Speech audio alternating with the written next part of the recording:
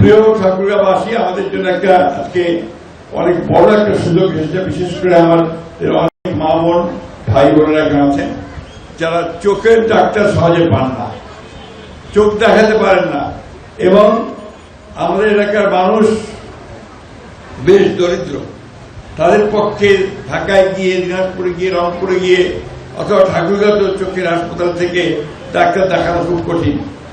এই ধরনের eye camp যখন হয় তখন তাদের জন্য একটা বড় সুযোগ আসে, তারা সেই চোখের চিকিৎসাটা করাতে সক্ষম হন।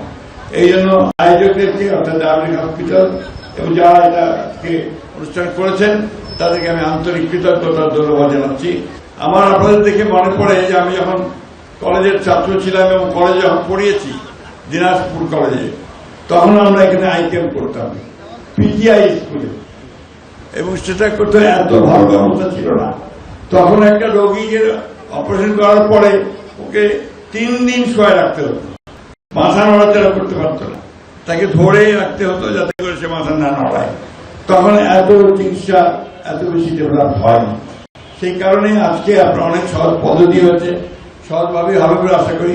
এখন পর্যন্ত কতজন রেজিস্টার করেছে? 2900। এখন পর্যন্ত 2900 রোগী তারা নাম লিখিয়েছেন। খুব কঠিন কাজ। আমি ধন্যবাদ দেব চিকিৎসকদেরকে যারা নেপাল থেকে এসছেন এবং আমাদের অফিস থেকে এসছেন, যে তারা এখানে 5 দিন ধরে এই ক্যাম্পটাকে তারা চালাবেন। এটা আমাদের জন্য একটা বিরাট একটা সুবিধা আমাদেরকে এলাকার মানুষের মধ্যে এনে দিয়েছে। প্রিয় ভাই যে আমরা কাজ করার চেষ্টা করছি। আমরা ইতিমধ্যে আমাদের যে স্বাস্থ্য সেবার জন্য আমাদের যে হাসপাতাল আছে 250 বেডের ছিল, সেটাকে ইতিমধ্যে 600 বেডে রূপান্তর করা হয়েছে। এটা আপনার কাজ শুরু করবে। আমরা একটা মেডিকেল কলেজ এখানে স্থাপন করতে যাচ্ছি ইনশাআল্লাহ। আগামী বছর থেকে এখানে ছাত্র ভর্তি শুরু হবে এবং কয়েক বছরের মধ্যেই আপনার মেডিকেল কলেজটি পাকা হয়ে যাবেন। ছেলেমেয়েরা সবাই সেই মেডিকেল কলেজ তারা পড়াশোনা করতে পারবে। আমরা চেষ্টা করছি কাজগুলো যত দ্রুত করা যায় স্বাস্থ্য সেবার ক্ষেত্রে। এখানে প্রস্তাব করেছেন যে আমরা প্রত্যেকটা থানায় আমরা এই আই ক্যাম্প করতে পারি কিনা অফিসে, এবং নিঃসন্দেহে আমি তার সঙ্গে ঢাকায় কথা বলবো। এটাকে আমরা আরো কিভাবে ম্যাটেরিয়ালাইজ করতে পারি, বাস্তবে রূপ দিতে পারি, সেই চেষ্টাটা আমরা সবাই মিলে অবশ্যই আমরা করতে পারবো। আমাদের ঠাকুরগাঁয়ের মানুষ কিন্তু অত্যন্ত উদ্যোগী মানুষ, পরিশ্রমী মানুষ, এবং তারা ইতিমধ্যে অনেক কাজ এখানে করতে পেরেছেন। এই ডায়াবেটিক হাসপাতাল প্রথম যখন তৈরি হয় তখন এখানে ডিসি ছিলেন উপজেন, আমার মনে আছে। আমি তখন পৌরসভার চেয়ারম্যান ছিলাম এখানে।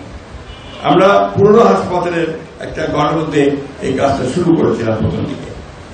সেটা আজকে মহিলাদের রূপান্তরিত হয়েছে। তো এখানে আপনার নামগুলো ইতিমধ্যে কবির সাহেব বলেছেন, ডাক্তার কবির কারাগারের সঙ্গে জড়িত ছিলেন, অনেকেই চলে গেছেন আমাদের ছেড়ে, তাদের প্রতি শ্রদ্ধা জানাচ্ছি।